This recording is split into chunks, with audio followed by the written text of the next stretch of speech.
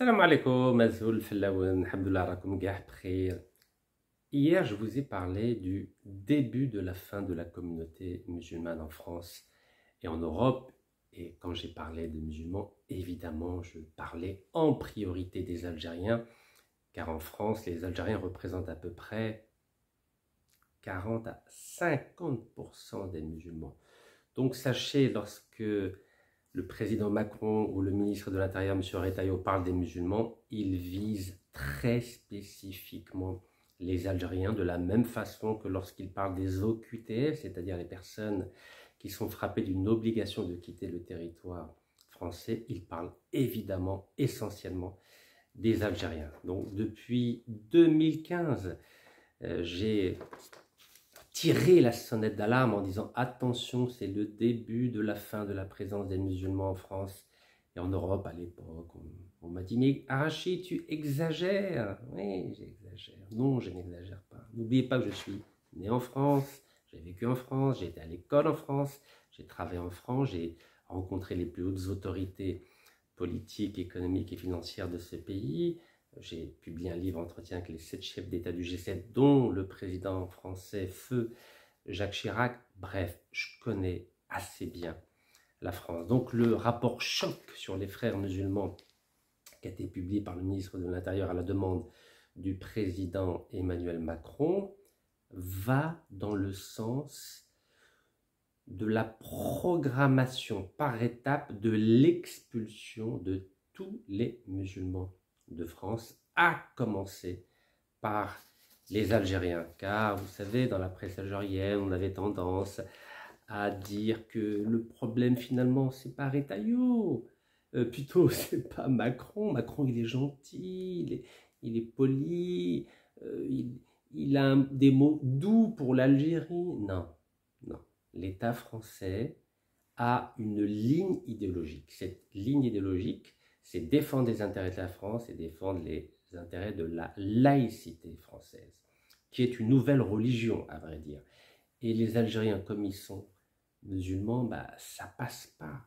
Sauf si ils changent de prénom, ils mettent fin à leur religion musulmane, et là, peut-être, et encore, c'est pas sûr, hein. Je vous rappelle que un grand écrivain algérien qui est de la région de Kabylie, qui était d'une famille chrétienne, a été assassiné par l'État français. Donc, ne vous faites aucune illusion sur les intentions de l'État français.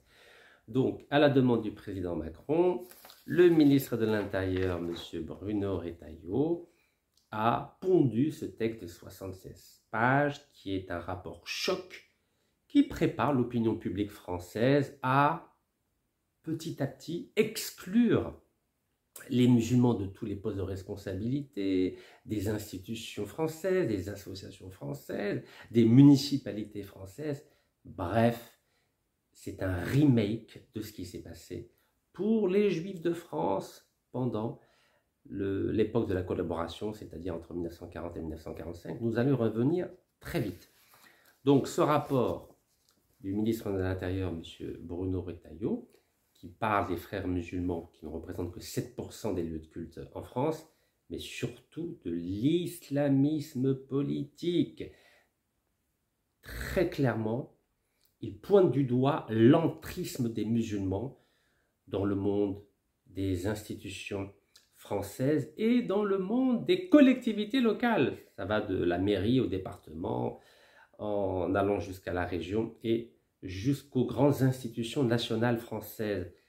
En clair, la France aujourd'hui a décidé de pointer du doigt les musulmans qui vivent en France et qui sont entre 8 et 10 millions de personnes. Le danger pour l'État français, aujourd'hui en 2025 et pour les années à venir, ce sont les musulmans. Les frères, c'est juste pour amuser la galerie. C'est les musulmans, qu'ils soient laïcs, qu'ils fassent la prière, qu'ils fassent le ramadan. L'amalgame est total. Alors, vous savez que notre ami Bruno Retailleau, depuis qu'il est ministre, c'est-à-dire à peu près depuis 7 mois, il a décidé de mettre en place ce qu'on appelle ce que lui appelle un rapport de force avec des réponses graduées avec l'Algérie. Donc l'Algérie, dans cette histoire, elle est victime. Notre pays a été utilisé pour la promotion politique de Bruno Retailleau afin qu'il devienne président de son parti, c'est-à-dire les Républicains, depuis le 18 mai dernier. Donc maintenant qu'il a réussi à devenir président de son parti, en utilisant la carte de l'Algérie, maintenant pour devenir président de la République, il va utiliser une autre carte qui est la même mais un peu plus importante en termes de surface politique et idéologique, c'est la carte islamique. Comme les Algériens sont musulmans, le tour est joué, n'est-ce pas? Alors, bien sûr, pour l'État français, il y a une différence entre les musulmans, c'est-à-dire qu'on peut être un musulman de nom, comme notre concitoyen, l'auteur algéro-français, que l'establishment politique, diplomatique, intellectuel et médiatique français adore. Pourquoi ils adorent ce monsieur? Car ce monsieur veut fermer toutes les mosquées en France. En clair, il dit clairement, je ne suis pas musulman. Ah, ça plaît. Ça plaît à ses amis comme Xavier Driancourt. Bah oui, l'ancien ambassadeur de France en Algérie pendant 7 ans. Ah, pendant ces 7 années, il aimait beaucoup l'Algérie, il aimait beaucoup les musulmans, mais à partir du moment où il a perdu son poste d'ambassadeur, bah, il était au chômage, alors que ses deux anciens prédécesseurs, Bernard Rémier et Bernard Bajolet, eux sont devenus, après Alger, les patrons des services secrets français. Le pauvre Xavier Driancourt, il n'a pas eu de poste, ils l'ont envoyé à la retraite, alors il s'ennuyait. Alors il s'est dit, bon, il faut quand même que je capitalise par rapport à mon expérience, parce qu'en dehors d'avoir été consul en Australie et ambassadeur en Malaisie, il a une carrière diplomatique extrêmement pauvre. Alors il a décidé de se venger en utilisant sa connaissance, on va dire, limitée de l'Algérie pour en faire un tremplin politique comme notre ami Bruno Retailleau. Et il a décidé d'attaquer l'Algérie et maintenant l'islam. Et c'est pour ça qu'il adore cet auteur algéro-français, car cet auteur algéro-français ne supporte pas le vernis musulman qu'il y a en France ou en Algérie. Alors, vous savez, j'aimerais faire un petit rappel historique sur la présence de la France en Algérie. Vous savez qu'en octobre 1870, il y a eu ce qu'on appelle le décret Crémieux. Le décret Crémieux accordait la nationalité française à tous les Juifs d'Algérie. Vous savez, les Juifs d'Algérie, il y en a qui sont là depuis 1000 ans, 1500 ans, 2000 ans, 2500 ans. 2500 ans, ça correspond à la destruction de Jérusalem par Nabucodonosor. Et les Juifs, depuis cette époque-là, sont partis un peu partout, à la fois au Moyen-Orient, en Europe, en Afrique du Nord. Mais en 1870, notamment le 2 septembre 1870, vous savez que la France a perdu l'Alsace-Lorraine qui a été récupérée par les Allemands. L'Alsace-Lorraine donc, se trouve à la frontière entre la France et l'Allemagne. Ça correspond à peu près au Sahara occidental en termes de sources conflictuelles. Dans le cas du Sahara occidental, c'est entre le Maroc et l'Algérie. Dans le cas de l'Alsace-Lorraine, c'est entre l'Allemagne et la France. Donc il y avait beaucoup de Juifs en Alsace-Lorraine. Donc lorsque l'Allemagne a récupéré l'Alsace-Lorraine, évidemment, les Juifs de France, en tout cas d'Alsace-Lorraine, ont fui cette région et pour beaucoup, autour de 35 000 d'entre eux, donc 35 000 Juifs, sont venus en Algérie, qui était l'Eldorado, l'Algérie, vous savez, à l'époque. Et ça va déplaire à nos amis pieds noirs. Une grande partie des pieds noirs d'Algérie étaient des délinquants en France. Et oui, ils avaient des problèmes avec la justice, ils avaient été emprisonnés, ou alors ils avaient des problèmes avec les impôts, ou des problèmes de couple, de divorce. Bref, il y avait énormément de délinquants, en clair, des personnes peu recommandables. Donc les colons d'Algérie, une bonne partie des colons d'Algérie, étaient des Français qui avaient fait, pour être gentils, beaucoup de bêtises en France. Et c'est pour ça qu'ils étaient durs avec ce qu'on appelle les indigènes algériens. Ils voulaient se venger, comme ils avaient été martyrisés par l'État français, par la justice française, ils ont décidé de se venger sur nos frères et nos sœurs qui ont vécu le martyre pendant ces 132 années de colonisation et de guerre.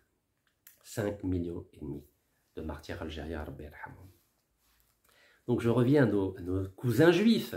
Donc lorsque, en octobre 1870, l'État français, par le biais du ministre de la Justice française, le nouveau ministre d'un gouvernement provisoire, je tiens à le rappeler, donc Adolphe El-Crémieux, il a accordé la nationalité française à tous les juifs de France, mais il y avait une condition, c'était qu'ils mettent fin à leur affiliation au statut personnel. Ça veut dire quoi? Le statut personnel permettait à la fois aux musulmans et aux juifs de dépendre sur le plan de la justice, sur le plan de l'héritage, sur le plan du mariage et du divorce, de leur cadi, de leurs juges respectifs. Donc dans le cas des musulmans, c'était le qadi, le juge musulman, et dans le cas des juifs, c'était le rabbin. La France a dit, on est prêt à vous accorder la nationalité française à condition que vous dépendiez désormais uniquement de la justice civile française, c'est-à-dire des juges français, des juges. À l'époque, il n'y avait pas de laïcité. La laïcité, c'est à partir de 1905. Donc, on est en 1870. Les musulmans ont refusé. Les juifs ont accepté. Vous savez que les juifs ont développé tout au long de leur longue histoire ce qu'on appelle une résilience, c'est-à-dire ils s'adaptent, ils supportent beaucoup de choses. Donc, à partir de 1870, ils sont devenus français. Les Algériens, au maximum, à la fin de cette période de la colonisation 1932, il y avait à peu près 30 000 Algériens qui avaient accepté d'abandonner le statut personnel pour devenir des citoyens français à part entière. Et quand il y a eu la réforme de l'état civil en 1880-82, vous savez que c'est les Français qui ont imposé à tous les Algériens, notamment musulmans ou juifs, un nom et un prénom. Car la structure nominale, en tout cas de dénomination des musulmans et des juifs, vous savez comment ça fonctionne. Par exemple, moi je m'appelle Rachid, mon père s'appelle Harbi. Comment on appelait les musulmans? On disait Harbi ben... excusez-moi, Rachid ben al-Arbi, et mon grand-père s'appelait Mohamed, donc Rachid ibn al-Arbi ibn Mohamed.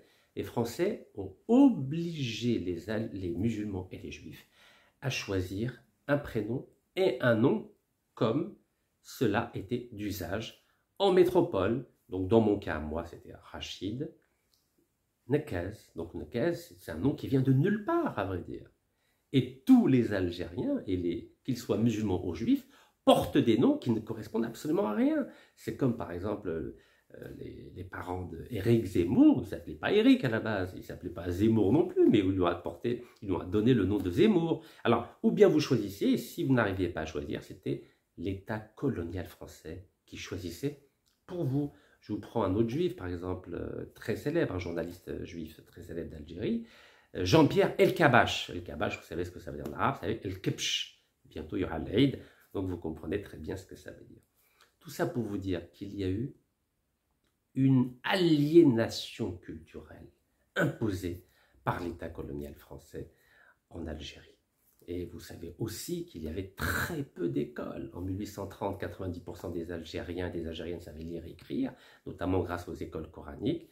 En 1962, 90% des Algériens et des Algériennes ne savaient ni lire ni écrire, car un des outils de la colonisation, une des méthodes de la colonisation, c'est d'acculturer, d'aliéner et de rendre analphabètes les populations sur lesquelles l'État colonial a imposé sa domination. Donc évidemment, l'État colonial n'avait aucun intérêt à ce que les Algériens, ce qu'on appelait les indigènes, deviennent des lettrés, parce que quand on sait lire et écrire, on est capable d'écrire des livres, d'écrire des lettres, d'avoir un raisonnement construit, de faire comme moi je fais depuis de nombreuses années des vidéos pédagogiques, explicatives. Donc ça ouvre les yeux de nos frères et de nos sœurs. Et l'État colonial français ne voulait surtout pas ouvrir les yeux de ces fameux indigènes. Alors j'arrive au sujet. Donc la France n'avait aucun intérêt à ce que les Algériens deviennent des lettrés, deviennent des intellectuels, et notamment deviennent des avocats, comme Maître Ali Boumedjel, dont j'ai parlé il y a quelques jours, ou Maître Amokran Ould Aoudia, qui a été assassiné par l'État français. Donc Ali Boumedjel a été assassiné par l'armée française, torturé, assassiné par l'armée française en Algérie, et Maître Amokran Ould Aoudia a été assassiné par l'État français sur ordre de l'ancien Premier ministre Michel Debré, en plein cœur de Paris, dans les beaux quartiers, dans le 2e arrondissement de Paris, non loin d'Opéra. Vous avez vu, quand l'État français voit des indigènes devenir avocats, là, il ne plaisante plus.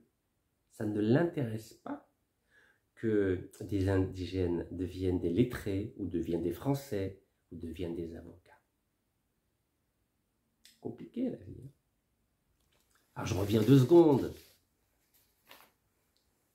sur cette idée de nationalité qui a été accordée aux Juifs de France et à 30 000 musulmans, plutôt des Juifs d'Algérie à 30 000 musulmans d'Algérie, pour mériter la nationalité française. Et là, je vais vous faire le lien. Il fallait quelque part ne plus dépendre de la religion musulmane, un peu comme cet auteur algéro-français. Pourquoi, à titre exceptionnel, le président Macron lui a accordé la nationalité française? À votre avis, pourquoi? Parce qu'il rejette l'islam. De la même façon que pendant toute la colonisation, pour obtenir la nationalité française, il fallait rejeter les structures officielles musulmanes. Il fallait rejeter, ne plus dépendre du statut personnel. Donc vous voyez, c'est la même logique qui est entretenue, la même. Je dis bien la même. Alors vous savez bien que le défunt maître Amokran Ould Aoudia était d'une famille chrétienne, mais il était un nationaliste. Donc même quand on est chrétien, il ne faut pas défendre l'Algérie, surtout pas la défendre. Vous savez, j'en ai assez parlé avec maître Morad Ousseddir, c'est eux qui ont mis en place ce collectif de 100 avocats, à la fois algériens et français, pour défendre les militants du FLN. Et ça n'a pas plu à l'État français, ça n'a pas plu à l'État français. Ça n'a pas plu au Premier ministre de l'époque, Michel Debré, ici avec le fondateur de l'État d'Israël, David Ben Gourion. Non, ça ne le plaît pas. Vous savez quel est le nom d'origine de Michel Debré? Michel Debré, c'est une grande famille d'intellectuels, de médecins, des grands. Leur nom, avant 1808, c'était Moïse. Donc c'était des cousins. Mais en 1808, ils ont changé leur nom. Au début, c'était, au lieu de Moïse, c'était Després. Et ensuite, c'est devenu Debré. Donc il est avec son cousin, Michel Debré, avec David Ben Gourion, ils s'entendent bien.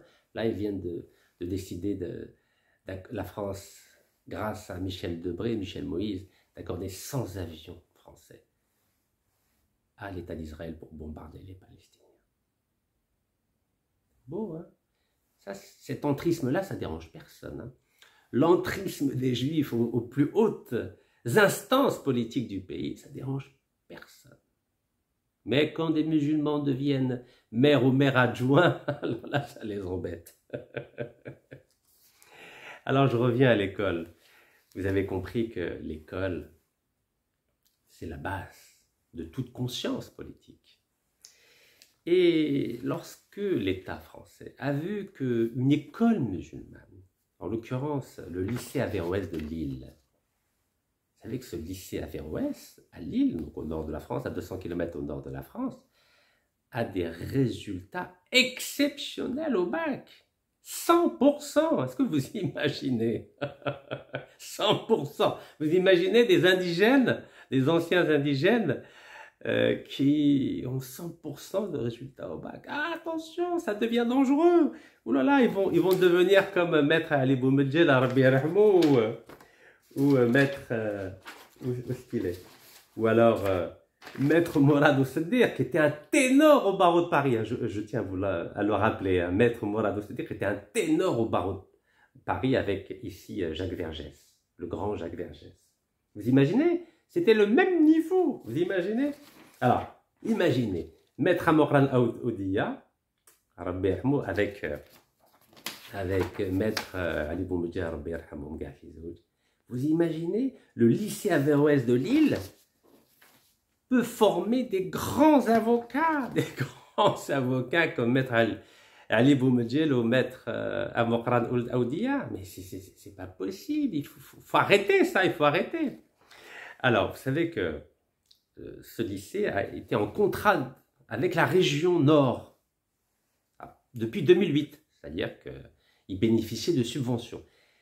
Mais comme ils ont vu, comme la région, comme la préfecture du Nord, comme l'État français a vu que ce lycée était un lycée d'excellence, ils se sont dit, oh là là, il faut arrêter ça tout de suite, il faut arrêter ça, il faut arrêter de soutenir, et c'est la raison pour laquelle, en décembre 2023, le préfet du Nord avait décidé de mettre fin au contrat qui liait le lycée musulman à l'État. Vous voyez? Oui, il ne faut surtout pas que les musulmans deviennent des ténors, voyons. Ils peuvent devenir maires, avocats, architectes, ingénieurs, et pourquoi pas ministres et présidents. Ah, non, non, non, attention, c'est très très dangereux. Alors l'État français a fait la même chose en janvier 2025 avec le groupe scolaire musulman Al-Kindi. Kindi, c'est un grand philosophe, vous savez, un grand philosophe musulman, donc près de Lyon, à Dessines. Donc c'était le 10 janvier 2025, voilà. L'État a décidé de mettre fin au contrat qui liait donc ce groupe scolaire musulman, le Kindi, avec l'État. Voilà. Non, non, non, il ne faut surtout pas, attention. Donc à Lille, Averroès, et à Lyon, Al-Kindi. Et suite à ce rapport terrible de Bruno Retailleau, qui a pointé du doigt ces lycées musulmans d'excellence, qu'est-ce qui s'est passé juste après la publication, le 21 mai, de ce rapport sur les frères musulmans et sur l'islamisme politique? Eh bien, Marseille en a fait autant. Donc, Marseille a décidé de réclamer une inspection dans le lycée privé musulman qui s'appelle Ibn Khaldoun à Marseille. En clair, il veut mettre fin, pareil, au contrat qui lie l'État, en l'occurrence la région, au lycée Ibn Khaldoun de Marseille. Mais oui, ça devient dangereux, dis donc, si les musulmans commencent à devenir des intellectuels en France. Oh là là, vous imaginez, il faudra les assassiner comme Maître Ali Boumedjah et Maître Amokran Oudia. Puis non, il faut assassiner maintenant, c'est un peu compliqué, sauf quand il y a une guerre. Quand il y a une guerre, voilà, on peut tuer comme Netanyahou, qui peut massacrer matin, midi et soir des civils, des médecins. Vous avez entendu aujourd'hui, un médecin, 9 membres de sa famille ont été tués. 9 membres. 9 membres. Vous savez, c'est terrible, c'est terrible. Alors, on dit qu'il y a un état de droit en France. Alors, le lycée Averroès de Lille, dont je viens de vous parler, qui a 100% de réussite au bac, comme le lycée Al-Kindi Kif, c'est entre 95 et 100. Hein. C'est que des lycées d'excellence. Ils sont vraiment, c'est la crème des musulmans. Et vous savez, je viens de vous le dire, 40 à 50% des musulmans sont algériens. Donc, le 23 avril, c'est-à-dire il y a un mois, le tribunal administratif de Lille a décidé que le ministère de l'Éducation nationale devait restituer au lycée musulman Averroès son contrat d'association avec l'État. Ah. Tout d'un coup, il y a un état de droit. Alors, les musulmans, ils sont contents, ils disent « Oh, alhamdoulilah, le tribunal administratif de Lille nous a donné gain de cause. » Et vous croyez que les Français, c'est des amateurs? Est-ce que vous vous souvenez ce qui s'est passé avec l'influenceur Doulam? Vous vous en souvenez? Au début, le ministre de l'Intérieur a décidé de l'expulser, voilà, en violation de, on va dire, de toutes les procédures administratives et judiciaires. L'Algérie a refusé qu'il soit expulsé, donc l'a renvoyé en France. Et ensuite, il y a un tribunal administratif qui a donné gain de cause à Doulam. Et après, qu'est-ce qui s'est passé? Le ministère de l'Intérieur a fait appel, et ensuite il a obtenu gain de cause, le ministère de l'Intérieur. Donc, il était à nouveau expulsable. Est-ce que vous comprenez la stratégie de l'État français? Au début, il fait croire que vous avez gain de cause avec le tribunal administratif pour dire « Ah, il y a une justice indépendante en France. » Mais ensuite, et là en l'occurrence, la région Nord a fait appel, avec la préfecture qui a fait appel, donc vous pouvez être sûr, allez, on ne va pas être médisant, on ne va pas être médisant. entre 50 et 90% que lors du procès en appel, l'État va avoir raison. Mais ce que je ne souhaite pas du tout au lycée d'Averroès de Lille, ni à ses enseignants, ni aux lycéens. Non, bien sûr, je souhaite que vous puissiez gagner, mais. Quand je vois les déclarations de Xavier Bertrand, le président de la région Nord, qui dit qu'il ne versera pas ce qui est dû au lycée Averroès de Lille, ça sent mauvais. Hein. Je ne reprendrai pas les versements. Xavier Bertrand exige que l'État fasse appel. Vous vous rendez compte? C'est un petit président de région, il dit que j'exige que l'État français fasse appel. Vous vous rendez compte? Lui, il a une petite région, c'est vrai qu'elle est importante. C'est une des 22 régions. Donc, c'est quoi 22 régions? C'est 4% et demi à peu près. Il représente 4% et demi de la France, mais il exige que l'État, qui représente 100% du pays, fasse appel. Donc, vous voyez, tout ça, c'est une pièce de théâtre. Mais je crains qu'il obtienne de gain de cause, n'est-ce pas? En plus, il dit que l'appel que l'État a fait, apparemment, ne serait pas suspensif, c'est-à-dire qu'il ne va rien verser. Donc, le lycée Averroès d'excellence de Lille est en sursis. Alors, vous croyez que les musulmans qui sont visés par l'État français? Non, vous savez bien que non, bien sûr que non. Les jésuites, qui sont des chrétiens, qu'est-ce qui leur est arrivé? Les écoles jésuites, qu'on appelait les congrégations, à partir déjà de 1881-82, mais surtout à partir de 1901 et de 1904, l'État français, il a procédé par étapes. Hein. Il fonctionne toujours avec la même stratégie des petits pas.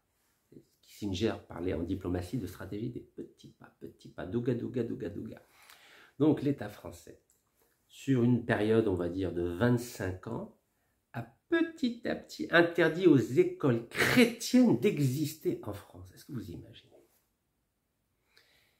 Et à partir de 1904, évidemment, c'est fini. Interdiction absolue aux écoles, aux congrégations catholiques et jésuites d'enseigner la religion aux petits-enfants français. Et oui, dans leur propre pays, vous imaginez, l'État français, la République française, a interdit aux enfants catholiques d'être dans des écoles jésuites ou ce qu'on appelait les congrégations. Est-ce que vous imaginez? Dans leur propre pays, les Français ont été empêchés de suivre des cours liés au catholicisme ou à ce qu'on appelle les jésuites. Il y a eu 60 000 Français qui ont été obligés de quitter la France. Et ces Français, ils s'appelaient pas Rachid ou Mamadou ou Fatima ou Zoléra. Non, ils s'appelaient Jacques, Alain, Henri, Geneviève, Christine, Véronique. Oui, c'était des bons Français. Et parmi ces bons Français, il y avait qui? Il y avait qui? Voilà, vous voyez, c'est une belle étude sur l'exil des congrégations à l'étranger. Donc, le grand exil des congrégations enseignantes au début du XXe siècle. L'exemple des jésuites. Et comment vous dire? Donc, il dit qu'à partir des lois de juillet 1904, qui interdisaient tout enseignement congrégationniste. Alors, vous pouvez imaginer que les écoles musulmanes, il n'y aura pas de problème à les interdire, hein, petit à petit. Et donc, ça a provoqué la fermeture de milliers d'écoles et le départ de milliers de congrégationnistes en direction d'un exil quasi planétaire. Vous imaginez? Regardez, c'est pas moi qui le dis, c'est cette étude. Vous vous rendez compte? La fermeture de milliers d'écoles congrégationnistes, jésuites, chrétiennes, vous imaginez? La France a fermé des milliers d'écoles, des milliers. Pas une, pas deux, pas trois, des milliers. Le grand exil des congrégations enseignantes au début du XXe siècle, l'exemple des jésuites. La Croix a estimé le seul exil, le 5 août 1914, à 60 000 départs. Rien qu'en 14, hein, août 14, 60 000 départs à l'étranger. Vous imaginez? Ça a commencé en 1884. Hein. Alors, ils ont donné quelques chiffres. Par exemple, donc en Belgique, il y a eu 850 personnes, 2000 arrivés au Québec, 3000 en Espagne, beaucoup plus encore en Italie. Et ils ont dit que ces congrégationnistes sont d'abord des jésuites ou des contemplatifs qui ont repoussé toute démarche d'autorisation, parce qu'il fallait demander une autorisation, qui évidemment allait être refusée par la République, et quittent le pays dès la fin du mois d'août 1901. Les enseignants les suivent massivement en 1903 et 4. Et 1904, et pour certains jusqu'à la veille de 14. Vous imaginez? Et parmi eux, il y a qui? Il y a un grand monsieur, un très grand monsieur, un très grand Français. Vous le connaissez tous. Bon, en Algérie, il est connu pour celui qui a massacré 45 000 Algériens à Sétif, à Guelma et à Kharrata, le 8 mai 1945. Le grand général de Gaulle, vous imaginez? Le pauvre, son papa, qui avait 3 doctorats. C'était un de ses professeurs dans une école qu'on appelle l'Immaculée Conception à Paris en 1907. Comme c'était interdit, et qu'ils étaient très attachés à la religion catholique, les de Gaulle. Alors, de Gaulle est né à Lille, mais il a vécu toute sa vie, à vrai dire, à Paris. De Gaulle a été obligé de quitter la France pour aller à l'école en Belgique. Vous imaginez? Le grand général de Gaulle, qui plus tard est devenu le sauveur de la France à partir du 18 juin 1940. Et c'est grâce à de Gaulle que la France a obtenu un siège permanent au Conseil de sécurité des Nations Unies. De Gaulle. Son école a été fermée par la République. Il a été obligé d'aller en Belgique. Vous imaginez? De Gaulle.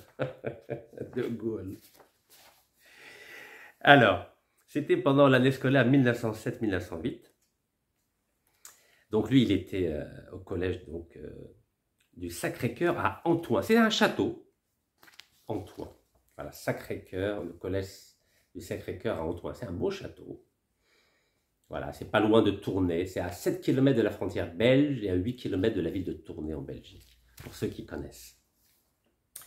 Et son père, donc encore une fois, qui avait 3 doctorats, le papa du général de Gaulle, c'était pas un analphabète, hein, attention. Hein.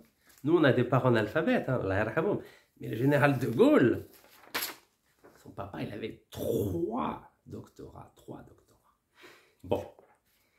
Alors, il dit, dans cette étude, le général de Gaulle et le château d'Antoing, il dit que les congrégationnistes, donc ses élèves, étaient alors réfugiés sur plusieurs points du territoire belge pour fuir la persécution en France des congrégations religieuses.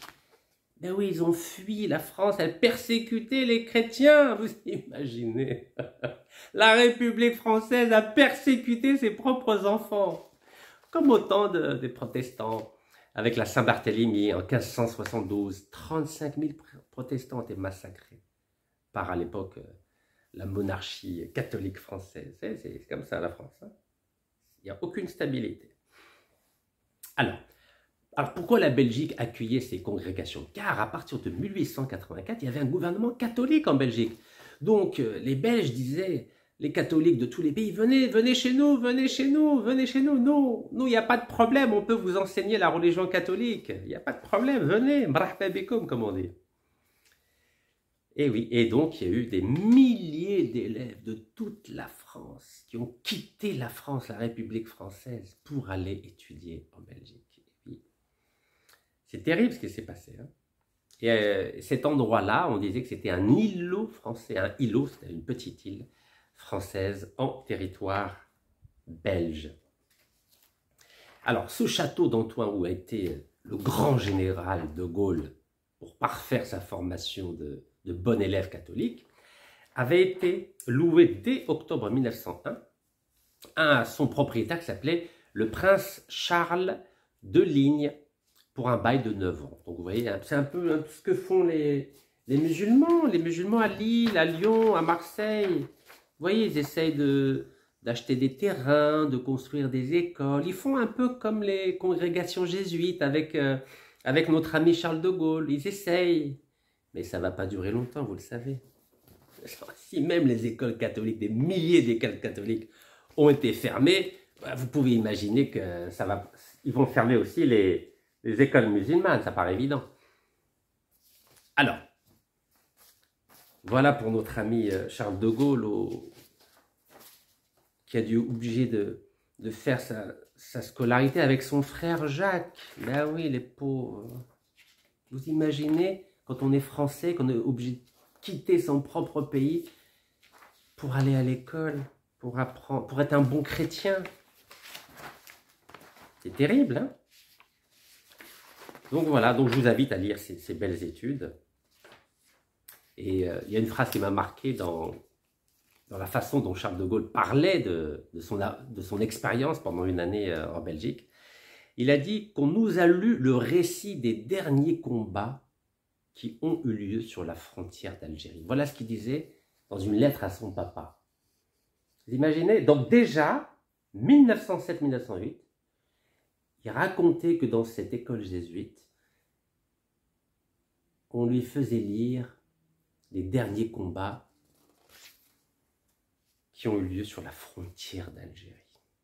On notera d'ailleurs là que son père, qui a ouvert une école à Paris en 1907, le cours Fontane, participe à l'élaboration des livrets scolaires des établissements jésuites à l'étranger, dont Florène pour la Belgique. Donc le papa du général de Gaulle était un vrai chrétien convaincu, un vrai jésuite. Donc cette lettre-là, où il parle d'Algérie, date du 30 novembre 1907. Vous savez, en histoire, il faut être très précis. On ne peut pas être dans l'à peu près. Allez, on continue. Alors, le général de Gaulle, vous avez compris, ils ont interdit d'aller à l'école catholique en France. Il était obligé d'aller en Belgique. Donc ça, c'est 1907-1908. Et que s'est-il passé 33 ans plus tard? 33 ans plus tard. Décret donc paru au journal officiel le 10 novembre 1940. Journal officiel 10 décembre 1940. Que dit ce décret? Signé par le maréchal Pétain. Article 1er. Est déchu de la nationalité française à dater du 2 août 1940. Alors, qui a été déchu? Alors, moi, j'ai abandonné ma nationalité française. Vous êtes au courant. C'était en juillet-août 2013 pour essayer d'être candidat aux élections présidentielles algériennes d'avril 2014. Alors, qui a été déchu de la nationalité française à dater du 2 août 1940? C'est lui, le général de Gaulle. Vous imaginez, en 1907, il est obligé de quitter la France pour aller à l'école en Belgique, parce qu'on ne veut pas qu'il ait un enseignement religieux catholique. Et 33 ans après, le 2 août 40, le maréchal Pétain, il lui dit « Tu n'es plus français, c'est fini. Tu es déchu de la nationalité française parce que tu as quitté la France. » Donc, alors, est déchu de la nationalité française à dater de 2 août 1940, Monsieur de Gaulle, Charles-André Joseph Marie, né le 22 novembre 1890 à Lille, dans le Nord. Article 2. Le garde des Sceaux, ministre secrétaire d'État à la justice, est chargé de l'exécution du présent décret qui sera publié au journal officiel, fait à Vichy le 8 décembre 1940. Maréchal Philippe Pétain. Voilà. Vous vous rendez compte? Est-ce que vous vous rendez compte? Le plus illustre des Français a été déchu de sa nationalité française par l'État français. En plus, vous savez que il y a une longue histoire entre Pétain et de Gaulle. Vous savez que de Gaulle était le protégé de Pétain pendant 20 ans. Pendant 20 ans, c'était de très bons amis. Pétain était même le parrain du fils de Gaulle, vous imaginez? Pétain était le parrain du fils de Gaulle. Et Pétain avait nommé de Gaulle sous-secrétaire d'État à la guerre. Vous vous rendez compte? Juste avant la guerre. Donc ils s'entendaient très bien. Et pourtant, le 8 décembre 1940, il signe un décret pour le dénaturaliser. Vous imaginez? Incroyable, hein? Alors Pétain, pour ceux qui ne le savent pas, c'était le grand vainqueur de la bataille de Verdun pendant la Première Guerre mondiale. C'était un héros national, Pétain.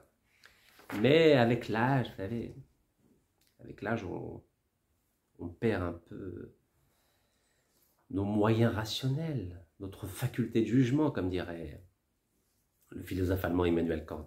Et regardez Pétain ici. Pétain ici, il est avec un homme très célèbre dans le XXe siècle, pendant le XXe siècle. C'est Adolf Hitler. Et là, vous voyez la poignée de main. Pétain, le vainqueur de Verdun, pendant la Première Guerre mondiale, serre la main à Adolf Hitler. Donc, du statut de héros de la Première Guerre mondiale, Pétain est devenu un harki, un collabo. Pétain a vendu la France à Hitler en disant « c'est bon, on arrête la guerre, vous nous avez battus ». Vous savez, c'était vite. Hein. En 40 jours, la France a perdu la guerre contre l'Allemagne. Hein. Nous, ils sont restés chez nous 132 ans, mais les Allemands, en 40 jours, ils ont éliminé les Français. Donc, de héros de la Première Guerre mondiale, il est devenu le traître de la Deuxième Guerre mondiale. Incroyable, hein, l'ironie de l'histoire. Et c'est ce traître qui a déchu de sa nationalité française celui qui allait devenir le héros de la Deuxième Guerre mondiale, le général de Gaulle, et le génocidaire de Kharrata, Guelma Estef, le 8 mai 45. Incroyable, hein? Vous savez, l'histoire, c'est instable. Hein? Alors, ne pensez pas qu'il n'y a que Pétain qui a dénaturalisé des grands hommes d'État. Parce qu'il n'y a pas que De Gaulle qui a été dénaturalisé. La plupart des membres du gouvernement avant juillet 40 ont tous été dénaturalisés par Pétain. Hein? Parce que dès lors que vous quittiez le pays, vous perdiez votre nationalité. Mais avant ça, même le président français Albert Lebrun a été dénaturalisé par Pétain. Vous imaginez, le président de la République française, Albert Lebrun, a été déchu de sa nationalité française par le maréchal Pétain. Mais ce même Albert Lebrun, qui était président donc jusqu'en juillet 40, qu'est-ce qu'il a fait? Écoutez, c'est drôle la vie. Hein? Le 21 février 40, donc on est à 11 mois de la déchéance de la nationalité de Gaulle. Donc 11 mois avant, qu'est-ce qu'il a fait?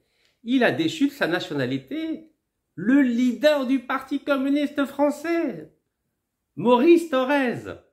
Donc, paru au journal officiel, mercredi 21 février 1940, article 1er, est déchu de la nationalité française Maurice Thorez, né le 28 avril 1900 à Novelle-Godeau, dans le Pas-de-Calais. Vous imaginez? Les Français, c'est des fous. L'État français est impitoyable. Regardez, 21 février 40, Maurice Thorez, déchu de sa nationalité française par le président Albert Lebrun. Voilà, Albert Lebrun, c'est ici, Albert Lebrun. Donc un État qui est capable de déchoir de sa nationalité française tout un gouvernement. Donc ça, c'était au début de la guerre, Deuxième Guerre mondiale. Mais avant que les troupes allemandes arrivent en France, le président de la République française, Albert Lebrun, a lui-même déchu de sa nationalité française le grand leader communiste Maurice Thorez. Qu'est-ce que vous voulez attendre d'un État pareil? Vous attendez quoi? Vous croyez qu'il va protéger les musulmans? Mais ne rêvez même pas. Ne rêvez même pas. Alors, non content d'avoir déchu de sa nationalité française le grand général de Gaulle, ben dites-vous qu'un tribunal militaire français a même condamné à mort le général de Gaulle. Regardez, c'est pas beau ça, regardez. Le général de Gaulle condamné à mort par un nouveau tribunal militaire. C'est ça la France. La France, elle est... Parfois, elle craque.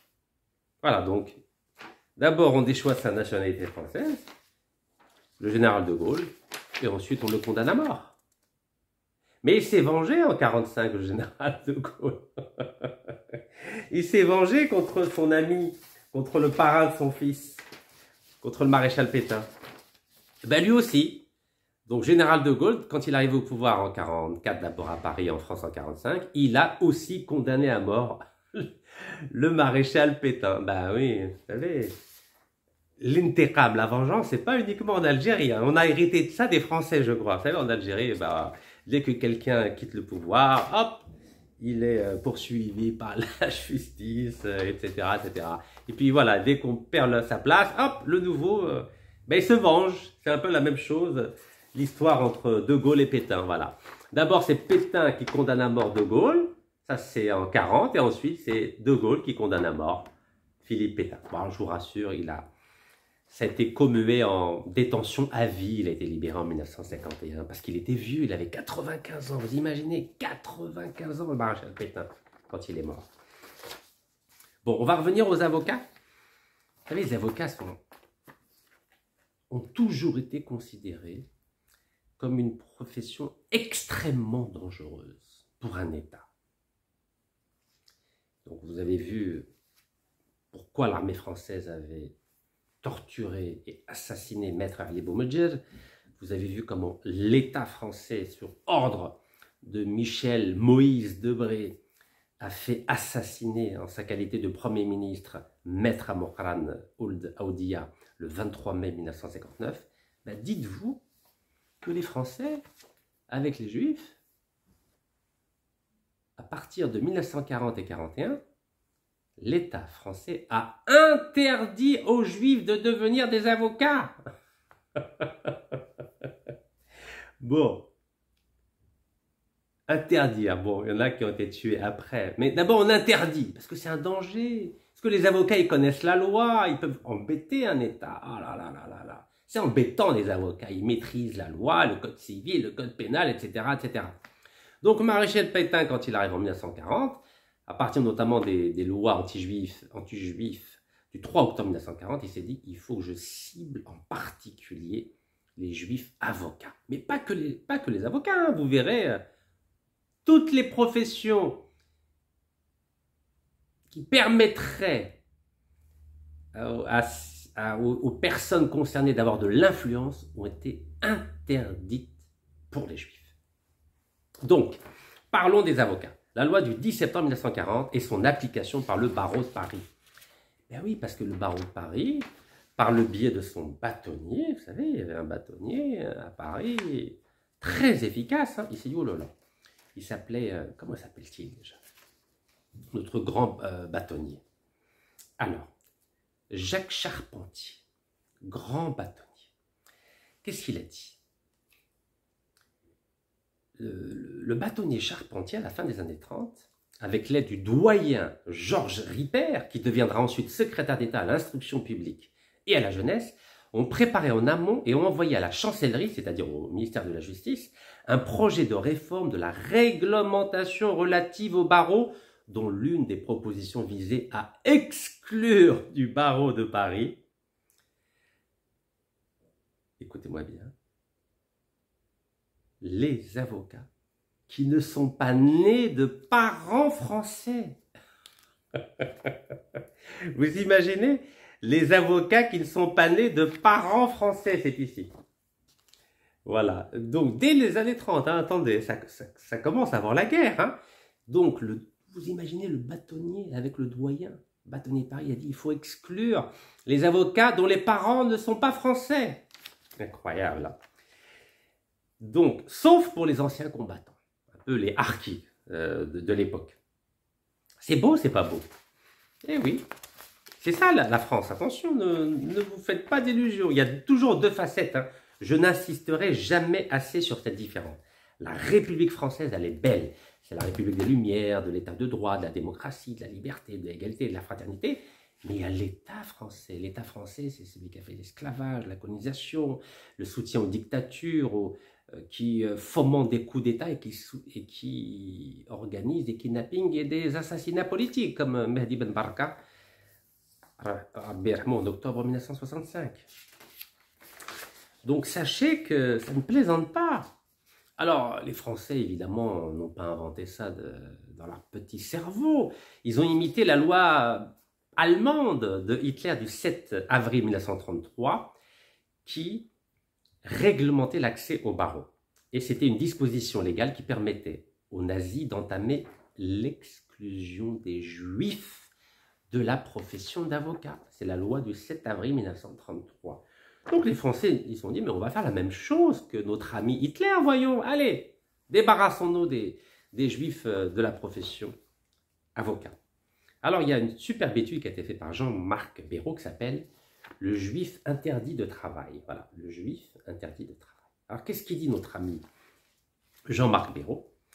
Il parle bien sûr de la loi sur le statut des Juifs qui date du 3 octobre 40 dont je viens de vous parler, qui a été complétée ensuite par celle du 2 juin 1941. Et qu'est-ce qu'elle dit, cette loi?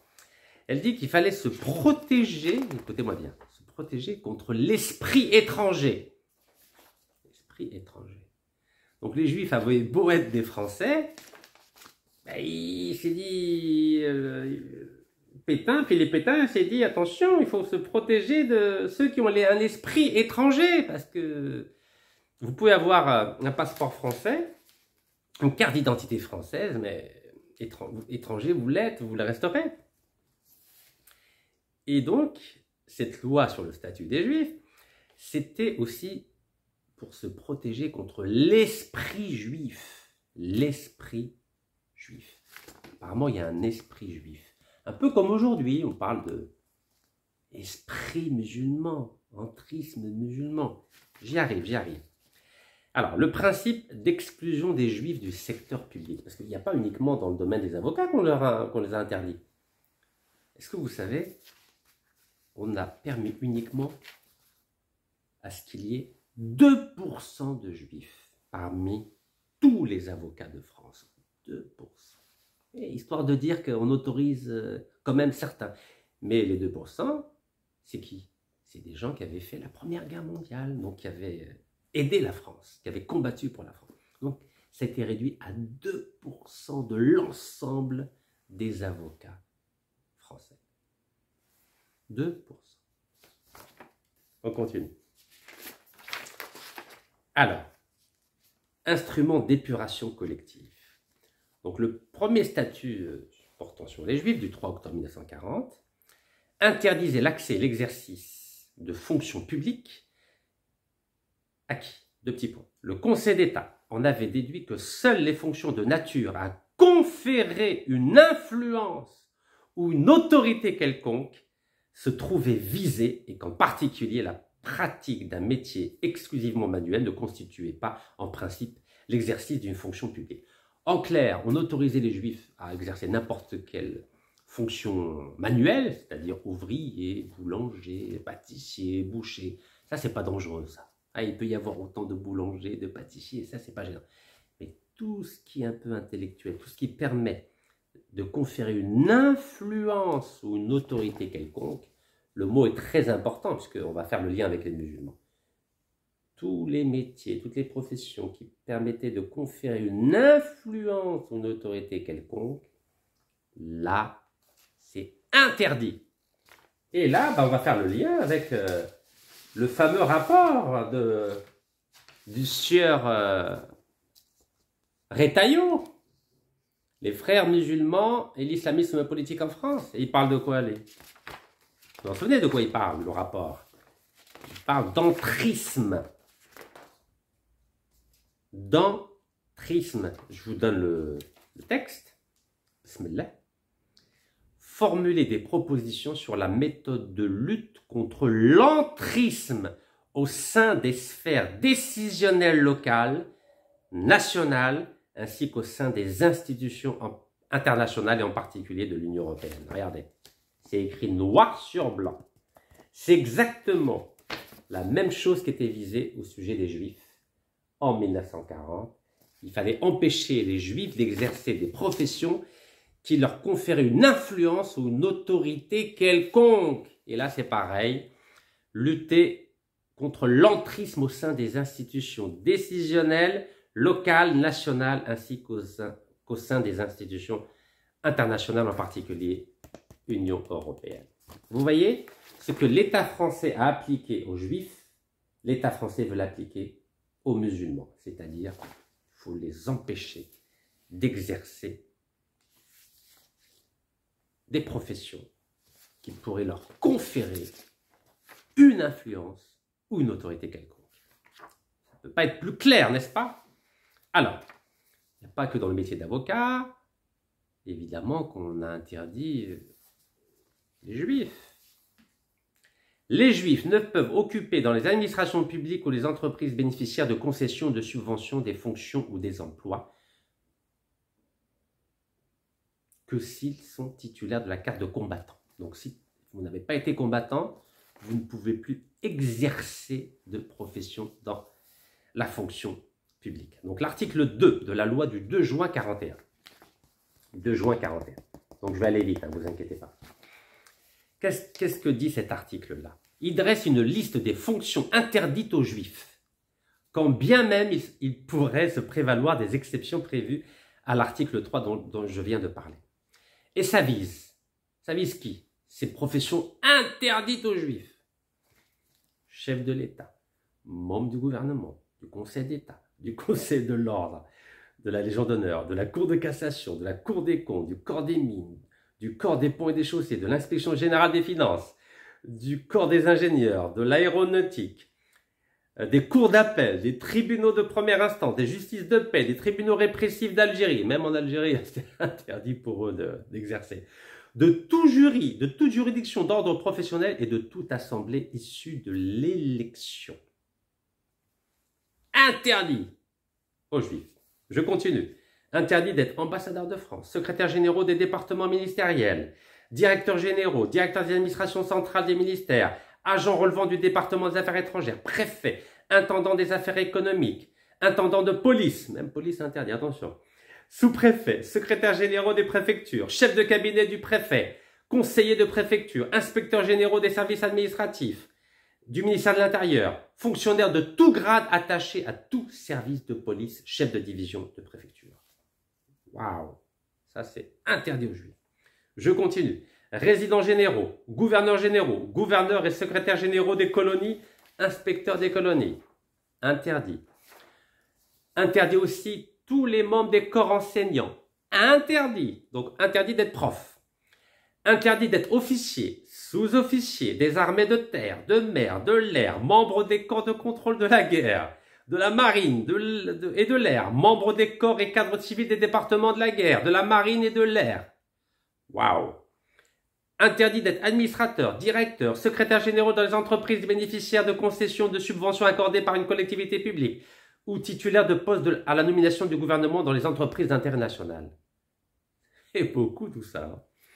Ce sont donc des fonctions publiques d'encadrement, de direction, d'enseignement, de représentation ou de sélection qui se trouvent en principe totalement interdites par cette longue énumération.